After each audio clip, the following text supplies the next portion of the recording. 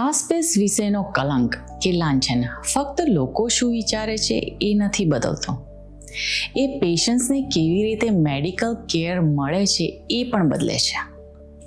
અને ઘણી વખત ક્લિનિશિયન્સને પણ આ કલંક કે લાંછન સામે કામ કરવું પડે છે, જેથી પેશન્ટ્સને સાચી દેખભાળ મળી શકે.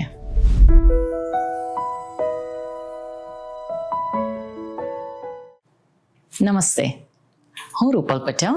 હું હાસ્પેસ અને પેલેટિવ કેર નર્સ છું અને અહીં આપણે સિરિયસ ઇલનેસીસ, કેર ગિવિંગ, હાસ્પેસ અને ફેમિલીઝ માટે મુશ્કેલ મેડિકલ ડિસિઝન વિશે સરળ રીતે વાત કરીએ છીએ. કારણ કે ગુડ ક્લિનિકલ કેર ફક્ત ટ્રીટમેન્ટ કે સારવાર વિશે નથી, એમાં આવે છે સાચી માહિતી માર્ગ, દર્દી કેન્દ્રિત ધ્યેયો, પીડિત ઓછું થવું અને તબીબી હસ્તક્ષેપનો યોગ્ય રીતે ઉપયોગ કરવો. પણ હાસ્પિસ લાંછન ઘણી વખત મેડિકલ કેરને વિરુદ્ધ દિશામાં ધકેલી દે છે. જીવનના અંતની વાતચીતો ટાળવામાં આવે છે, આક્રમિક સારવાર ભૂલ બની જાય છે અને આરામ કેન્દ્રિત સંભાળને છોડી દેવું સામાન્ય જેવું લાગવા માંડે છે. એટલે ક્લિનિશિયન્સ કે ડૉક્ટર્સ ઘણી વખત મોટા સાંસ્કૃતિક દબાણ સામે કામ કરે છે. સ્ટિગ્મા કે લાંછન સારી સંભાળને અસર કરે છે. એમાં સૌથી મોટો ભાગ છે વિલંબિત વાતચીત. હાસ્પિસને મૃત્યુ સાથે બહુ નજીકથી જોડવામાં આવે છે, એટલે ઘણા ક્લિનિશિયન્સ વહેલી વાત કરતા હચકાય છે. પેશન્ટ્સ અને ફેમિલીઝ પણ આ વાતચીત સાંભળવા તૈયાર નથી હોતા. તો આ ચર્ચાઓ મોડી થાય છે અને એ કેરને સીધી અસર કરે છે, સારવારને સીધી અસર કરે છે. લક્ષણોનું સંચાલન કરવાનો ઓછો સમય મળે છે. પેશન્ટ શું ખરેખર ઈચ્છે છે એ સમજવાની તક ચૂકી જાય છે અને નિર્ણયો ઘણી વખત કટોકટીના સમય લેવાય છે, વિચારશીલ આયોજન દ્વારા નહીં. સારી ક્લિનિકલ સંભાળ સામાન્ય રીતે આવી નથી લાગતી. આ વાતચીત વહેલી અને ધીમે ધીમે થવી વધારે મદદરૂપ થાય છે, છેલ્લી પાડી તરીકે નહીં. જો તમારું ફેમિલી હાલમાં આવી સિચ્યુએશન્સ હેન્ડલ કરી રહ્યું હોય તો આ જ પ્રકારની વાતચીત વિશે આપણે અહીં વાત કરીએ છીએ. હાસ્પિસ, પેલેટિવ કેર અને સિરિયસ ઇલનેસ ડિસિઝન્સ વિશે સ્પષ્ટ માર્ગદર્શન માટે સબસ્ક્રાઇબ કરો. હાસ્પિસ કલંક ઘણી વખત આ વિચારને મજબૂત બનાવે છે કે વધારે ઉપચાર એટલે સારી સંભાળ, પણ મેડિકલી હંમેશા એવું નથી હોતું. ક્યારેક એ આઈસીયુના મુકામ તરફ લઈ જાય છે, જ્યારે અર્થપૂર્ણ લાભ થવાની શક્યતા બહુ ઓછી હોય છે.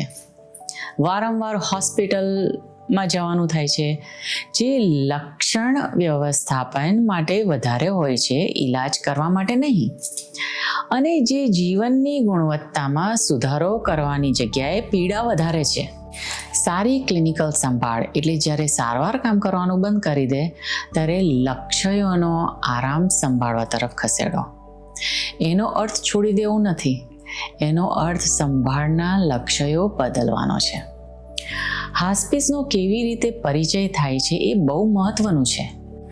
જો ફેમિલી સાંભળે હવે કંઈ કરી શકતા નથી તો અવિશ્વાસ તરફ શરૂ થઈ શકે છે. ફેમિલીઝને છોડી દીધું એવું લાગશે, દબાણ લાગશે અથવા કેર ટીમના હેતુઓ ઉપર શંકા થશે. પણ મોટા ભાગે ક્લિનિશિયન્સ એ વાતચીત કરવાનો પ્રયત્ન કરતા નથી. ગુડ ક્લિનિકલ પ્રેક્ટિસનો અર્થ એ છે કે હાસ્પિસને અલગ રીતે સમજાવવું છે. કાળજી અટકાવી તરીકે નહીં, પણ આક્રમિક આરામમાં પગલાં અને સપોર્ટ તરીકે. જ્યારે રોગ નિવારક સારવાર હવે અસરકારક ન રહે ત્યારે. આ ફ્રેમિંગ આ રીતે એ સમજાવવું બહુ મહત્વનું છે, કારણ કે જ્યારે હાસ્પિસ કલંકિત બને છે, પેશન્ટ્સ એને પસંદગી તરીકે સમજી નથી શકતા અથવા ભયના કારણે અસ્વીકાર કરે છે અને એ જાણકાર નિર્ણય લેવાની ક્ષમતાને અસર કરે છે. કેર પછી પેશન્ટના વાસ્તવિક મૂલ્યો અને લક્ષ્યો સાથે મેચ થતા નથી. હેલ્થકેર પ્રોવાઇડર્સ પણ હોસ્પિસ કલંકથી બહાર નથી. કેટલાક ક્લિનિશિયન્સને લાગે છે કે હોસ્પિસ ભલામણ કરવી એટલે નિષ્ફળતા છે.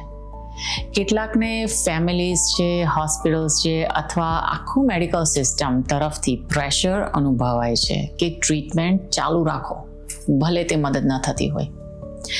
એ નૈતિક તકલીફ ઊભી કરે છે. એ ત્યારે થાય છે જ્યારે ક્લિનિશિયન્સને ખબર હોય છે કે શું બેસ્ટ છે, પણ કેર આ પ્રમાણે અલાઇન થતી નથી. જે ક્લિનિશિયન્સ આ કોન્વર્ઝેશન સારી રીતે હેન્ડલ કરે છે, આ વાર્તાલાપ સારી રીતે હેન્ડલ કરે છે, એ થોડું અલગ રીતે કરે છે. હોસ્પિસને વહેલું સામાન્ય રીતે જાહેર કરે છે, છેલ્લા ઉપાય તરીકે નહીં, પણ સારવારના એક શક્ય માર્ગ તરીકે.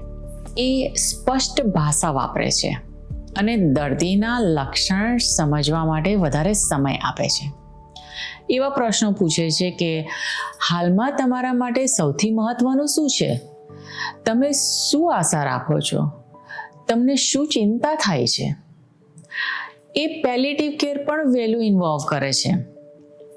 એ પેશન્ટ્સને આરામ કેન્દ્રિત સંભાળ સાથે પરિચિત બનાવે છે, હોસ્પિસ ચર્ચા થાય એના પહેલાં જ, અને એ હોસ્પિસનો ભય ઘટાડે છે. આ વાર્તાલાપનો સૌથી મહત્વનો ભાગ છે આશાને અર્થ સ્પષ્ટ કરીને બતાવવાનો. આશાનો અર્થ હંમેશા ઈલાજ નથી.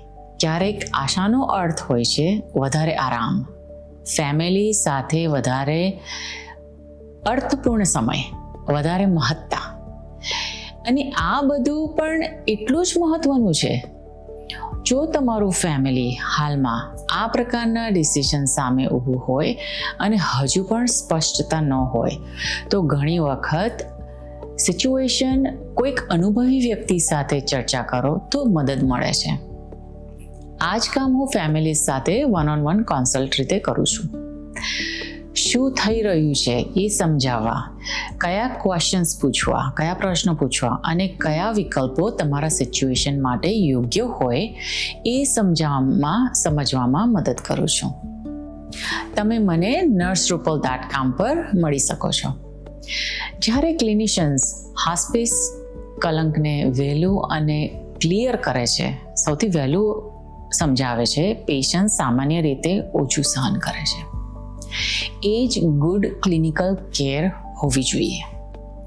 અને જો તમે આવી વાતચીત વધુ સાંભળવા માંગતા હોય તો સબસ્ક્રાઇબ કરો. અહીં hospice, palliative care, care giving અને ગંભીર બીમારીઓ વિશે અહીંયા વાતો થાય છે, જે ફેમિલીઝ ખરેખર સમજી શકે છે. હવે આપણે મળીશું નેક્સ્ટ એપિસોડમાં. Take care.